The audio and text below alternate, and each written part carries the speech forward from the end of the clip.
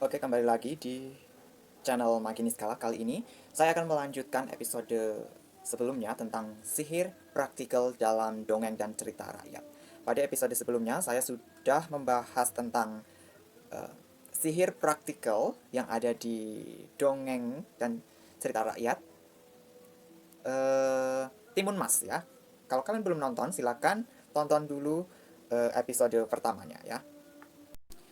Sedangkan pada episode kali ini saya akan membahas sihir praktikal yang ada di dongeng bawang merah dan bawang putih.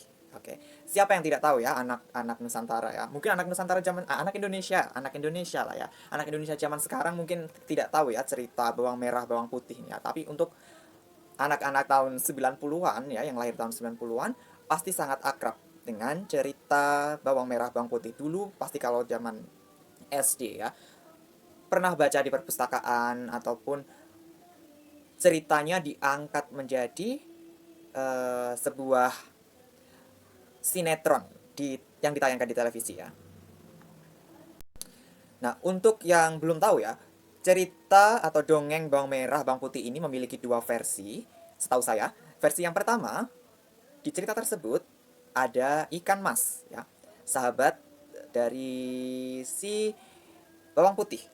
Kemudian di versi lainnya tidak ada ikan mas, tapi si bawang putih ini uh, pergi ke suatu tempat untuk mencari pakaian dari ibu tirinya yang hilang, bertemu dengan seorang nenek, lalu nenek tersebut memintanya untuk melakukan sesuatu bla bla bla bla, kemudian diberi hadiah sebuah labu yang ternyata isinya adalah emas ya. Itu versi kedua. Lalu apa yang akan saya soroti di sini sebagai sihir praktikal atau mungkin ada simbolisme di sini atau pengetahuan esoteris di dalam cerita bawang putih ini, bawang merah dan bawang putih ini. Ya, benar sekali. Yang saya soroti adalah ikan mas dan juga labu ya. Labu yang kuning itu ya. Kita bahas dulu yang pertama ya, ikan mas. Ikan mas. Dari namanya saja sudah menunjukkan bahwa ini melambangkan atau merepresentasikan kemakmuran, kelimpahan, kemudian juga kekayaan, uang yang melimpah, tapi juga ikan mas ini bisa juga melambangkan penyembuhan, pemurnian, dan juga kesuksesan. Lalu bagaimana caranya kita sebagai seorang penyihir, sebagai seorang witch, menggunakan media ikan mas ini untuk spell work atau ritual sihir kita? Ada beberapa cara, dua ya. Ada dua cara, yaitu katakanlah kita mau melakukan prosperity spell atau ritual kemakmuran ya. Kita bisa menggunakan bagian tubuh dari si ikan mas, entah itu dagingnya, sisiknya, durinya ataupun jerohannya yang di dalam itu ya. Oke, supaya kalian mungkin yang masih belum bisa mengimajinasikan atau membayangkan bagaimana caranya menggunakan ikan mas ini untuk spellbook ya. Saya akan sedikit memberikan penggambaran atau contoh ya. Uh, Semisal kalian ingin melakukan uh, abundance spell atau ritual sihir kelimpahan ataupun sihir kemakmuran ataupun money magnet ya. Kalian bisa beli satu ekor ikan mas di pasar ya, kemudian bersihkan ya, bersihkan ikan tersebut. Jangan lupa konsentrasikan ikan tersebut ya dalam nama entah siapa patron kalian atau dewa-dewi tertentu, roh-roh tertentu yang memang sesuai dengan ritual yang kalian lakukan ya. Semisal mungkin dewa yang berkaitan dengan kelimpahan dan kemakmuran, entah itu Kernunos, entah itu Fortuna, ataupun Abundantia, dan sebagainya. Ada banyak sekali contoh ya. Kemudian, untuk kali ini, belah perut si ikan mas, kemudian keluarkan isi perutnya, atau keluarkan jerohannya, pisahkan. Kemudian, ikan mas ini cuci bersih lagi. Setelah itu, siapkan barang-barang seperti ini ya. Kayu manis, kemudian beberapa potong kayu manis, oke. Kemudian beberapa iris jahe, beberapa biji cengkeh, kemudian daun salam, beberapa lembar daun salam, kemudian eh, beberapa butir beras. Oke, untuk bahan lainnya, kalian tinggal bisa menambahkan apa yang kalian rasa cocok untuk ritual tersebut ya. Berimajinasi, berkreasi, biarkan kreativitas kalian yang membimbing ya. Oke, langkahnya seperti apa ya? Langkahnya mudah sekali ya. Tulis intensi kalian pada lembaran daun salam yang sudah kalian siapkan tadi. Tulis semuanya dengan jelas ya. Jangan ada yang terlewat. Tulis semuanya, kemudian masukkan semua bahan-bahan yang tadi ke dalam perut ikan mas ya. Perut ikan mas tadi. Kemudian bekas sayatannya itu kamu rekatkan, entah itu kamu jahit dengan benang atau kamu tusuk dengan lidi, terserah. Intinya itu harus tertutup ya. Kemudian tahap selanjutnya kalian bisa memanggil atau melakukan invokasi kepada roh-roh tertentu ya, deitas yang kalian rasa cocok untuk ritual ini ya. Entah itu dewa, dewi, malaikat, demon, atau roh-roh lainnya ya. Kemudian bakar ikan tersebut sampai habis. Ini bukan untuk dimakan ya, biarkan ikan tersebut habis sampai menjadi hangus ya. Biarkan dia menjadi abu ya. Nah, sudah seperti itu proses ritualnya. Sedangkan kalau kalian mau menggunakan ikan mas ini untuk semisal untuk healing atau pemurnian, pembersihan, pengusiran energi negatif, yang kalian gunakan adalah jerohannya ya. Prosesnya sama, kalian beli ikan mas, bersihkan, konsentrasikan, potong, ambil jerohannya, singkirkan dulu dagingnya ya. Sekarang di tangan kalian ada jerohan ikan mas. Oke, sekarang di tangan kalian sudah ada jerohan ya, jerohan dari ikan mas tadi. Kemudian bersihkan, konsentrasikan lagi ya, sisihkan. Kemudian kalian menyiapkan bahan-bahan lainnya. Jika ini untuk pembersihan, pemurnian ataupun healing, gunakan garam kasar. Terserah mau garam kasar yang bermerek atau garam kasar yang tidak bermerek, mau garam Himalaya, terserah. Intinya garam ya, garam kasar. Garam kasar bagus, tapi kalau tidak ada garam kasar, garam dapur pun tidak masalah. Garam, oke, itu yang pertama, yang utama. Kemudian siapkan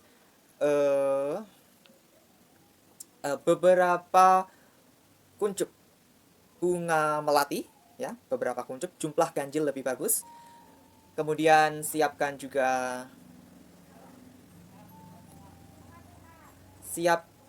potongan jeruk nipis ya, jeruk nipis, bukan lemon ya, jeruk nipis. Siapkan potongan jeruk nipis. Kemudian siapkan daun purslane. Purslane ini krokot ya, kalau bahasa Indonesianya. Kalian bisa cari di tepi-tepian jalan, purslane. Itu krokot, ambil ujung-ujungnya ya, pucuknya. Ambil pucuk purslane. Kemudian beberapa 8 pucuk misalnya ya. Jumlahnya terserah, tapi bagusnya antara 8 atau 13. Kemudian setelah purslane, apa tadi? Semuanya apa tadi ya? Garam, pucuk melati, kemudian potongan jeruk nipis, purslane atau krokot ya. Kemudian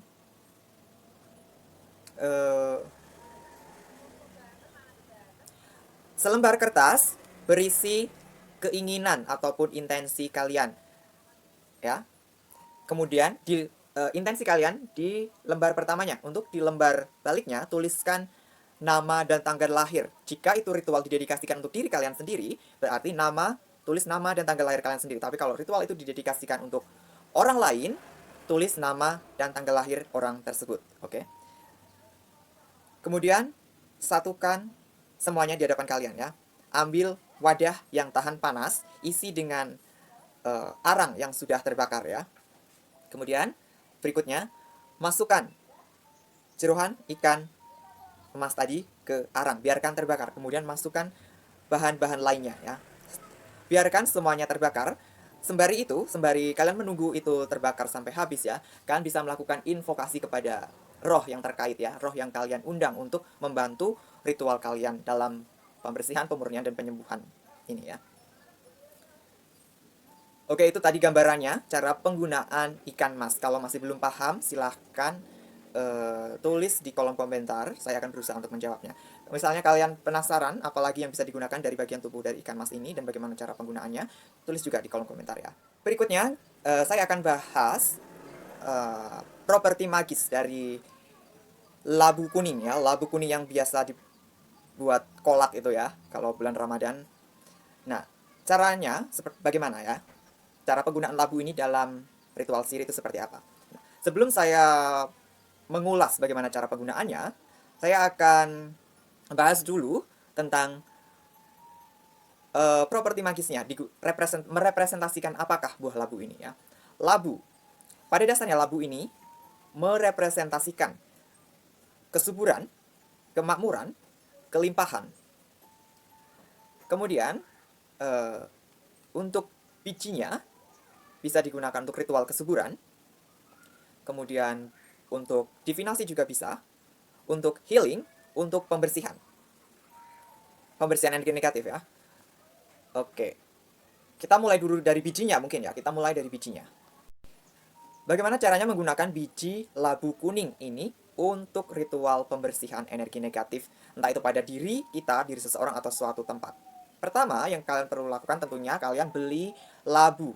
Kemudian belah, ambil bijinya, cuci bersih, konsentrasikan ya.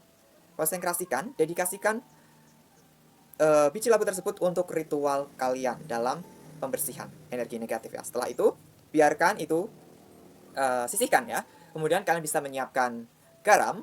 Garam ini sangat penting ya. Garam, kemudian wadah mangkuk. Mangkuk berisi air bersih. Entah itu air keran atau air mata, terserah ya. Air, intinya air. Kemudian siapkan lilin putih. Mau lilin yang biasa atau lilin yang 7 day candle itu yang besar begitu, boleh saja. Mau lilin yang kecil yang biasa kalau dipakai untuk kalau lampu mati itu ya, tidak masalah. Kemudian siapkan juga selembar kertas berisi nama dan tanggal lahir. Kalau itu untuk kalian, berarti nama dan tanggal lahir kalian sendiri. Kalau untuk targetnya adalah orang lain, berarti nama dari orang lain. Tapi kalau tempat, berarti di situ dituliskan alamat dari tempat yang akan dibersihkan ya. Oke, bagaimana proses ritualnya? Sederhananya ya, singkatnya seperti ini. Nyalakan lilin dalam nama roh tertentu, entah itu siapapun, entah semisal Dewi Hekate. Aku menyalakan lilin ini dalam nama Dewi Hekate, sehingga ritualku akan dibimbing dengan cahaya dan api ini. Sehingga ritualku akan diperkuat dengan cahaya api ini. Seperti itu ya, contohnya. Kemudian, masukkan biji labu ke dalam mangkok berisi air. Masukkan garam ke dalam mangkok juga. Ya. Kemudian, selembar kertas berisi tulisan tadi, bakar dengan api dalam lilin tadi, masukkan abunya ke dalam mangkok berisi air tadi ya. Kemudian pegang lilinnya, hati-hati jangan sampai terkena lelehannya. Kemudian lilinnya masukkan ke dalam mangkuk, berdiri seperti ini ya. Usahakan lilinnya bisa berdiri di dalam mangkuk. Kemudian kalian bisa melakukan invokasi kepada siapapun, sebagai contoh Dewi Hekate ya. Aku menyuruh kepada Dewi Hekate bla bla bla bla bla. Kemudian biarkan lilin itu terbakar sampai habis, sampai dia menyentuh air dan padam dengan sendirinya. Dan disitulah ritualnya selesai. Oke, berikutnya sebagai contoh lain ya, kita akan menggunakan daging labunya ya. Daging labu itu sendiri untuk ritual kemakmuran atau ritual kelimpahan. Sama, kalian beli labu, kemudian potong beberapa bagian, kemudian konsentrasikan dulu. Setelah itu kukus. Biarkan sampai matang, kukus sampai matang ya. Selagi kalian menunggu itu matang, kalian bisa menyiapkan kayu manis.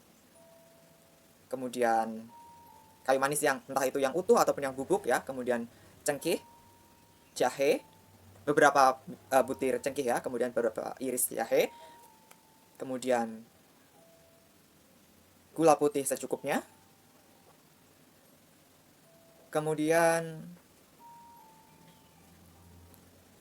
lilin hijau kalau ada. Kalau tidak ada lilin hijau, kalian bisa menggunakan lilin putih biasa. Kemudian selembar kertas berisi petisi atau permohonan kalian, intensi kalian. Tulis semuanya dengan lengkap dan jelas ya. Kemudian siapkan juga mangkuk berwarna hijau, lebih bagus. Tapi kalau tidak ada mangkuk hijau, mangkuk putih, mangkuk merah muda, terserah. Tidak ada larangan ya. Setelah itu siapkan juga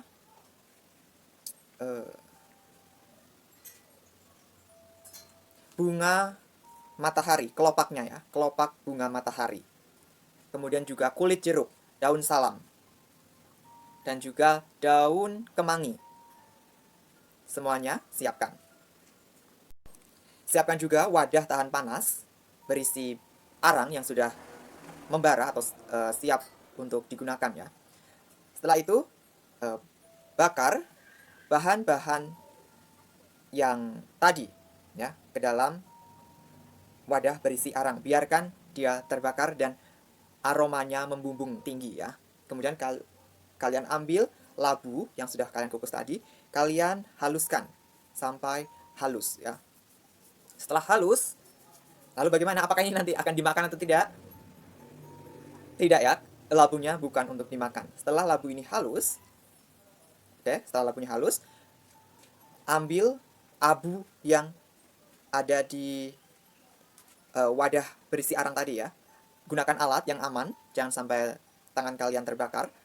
Kemudian ambil abunya, abu dari bahan-bahan sebelumnya ya. Kemudian masukkan ke dalam labu yang sudah dihaluskan. Aduk semuanya sembari mengucapkan intensi kalian atau memvisualkan apa yang ingin kalian capai ya. Kalau kalian ingin kelimpahan kemakmuran, ya bayangkan itu, visualisasikan itu ya. Aduk, aduk, aduk, aduk, aduk sampai merata. Kemudian setelah semuanya merata, dingin, bulatkan sampai bulat ya, sebisa mungkin bulat. Kemudian kalian pergi ke halaman depan rumah kalian, gali tanah, kemudian kuburkan bola labu tadi ya, bola-bola labu ke tanah tersebut, ke lubang tersebut ya. Bagusnya kalian menguburnya di dekat palang pintu di mana biasa kalian berlalu lalang. Oke, itu tadi ya sihir praktikal dari dongeng bawang merah dan bawang putih. Kalau kalian masih ada yang ingin ditanyakan, misalnya duri ikan masnya bisa dibuat apa dalam ritual, atau mungkin daun labu itu fungsinya untuk apa dalam ritual sihir, bunganya untuk apa, dan sebagainya, silahkan tuliskan di kolom komentar. Nanti saya akan berusaha untuk membalasnya satu persatu ya. Oke, sampai jumpa di episode berikutnya. Semoga bermanfaat ya. Sampai jumpa.